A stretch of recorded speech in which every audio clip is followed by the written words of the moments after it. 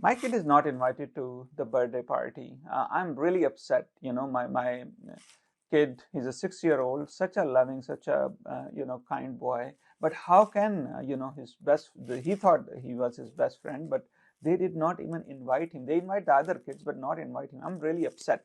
I don't know what to do. So those are sometimes when children don't get invited to a birthday party or other kind of ceremonies that are happening. So parents genuinely get upset. The child is already upset. So how to react in those situations? How to help your child navigating their emotions, their behavior, and how to take this as a learning opportunity? Because when our children they grow up, they will come across these kind of situation where they may feel rejected, they may feel angry, they may feel frustrated.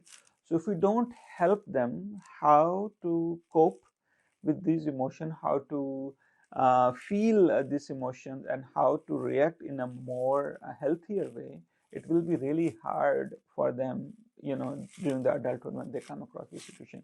So what I'm trying to say is that in those moments when your child comes home and telling you, that I was not invited, I'm so sad, I want to cry, I don't want to be friend anymore. So rather than blaming, friend or blaming the family or telling maybe, they are not the right fit, or telling your child, oh, it's okay, they are not invited, how about let's invite our cousin, how about let's go to this park, how about let's go eat ice cream, how about let's go have fun, how about let's go to this trampoline park.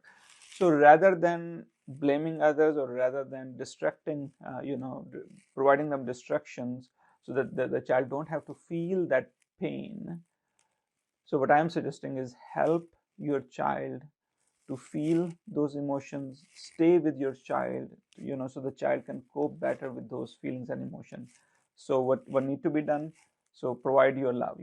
It must be really hard to be not invited. I know you were looking forward to it. I know it must be you were maybe feeling jealous that he invited your other friends but not you. You must have a lot of feeling that I don't know, I don't want to keep those friends, and I don't know why they are not invited.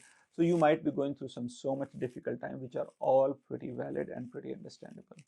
Please, very caring, very nurturing, please ask each other, what do you think we can do to help you? Asking child to think and come up with some suggestions, come up with some solution, and then you can keep brainstorming some ideas how to better help him, her, or them cope with those situations.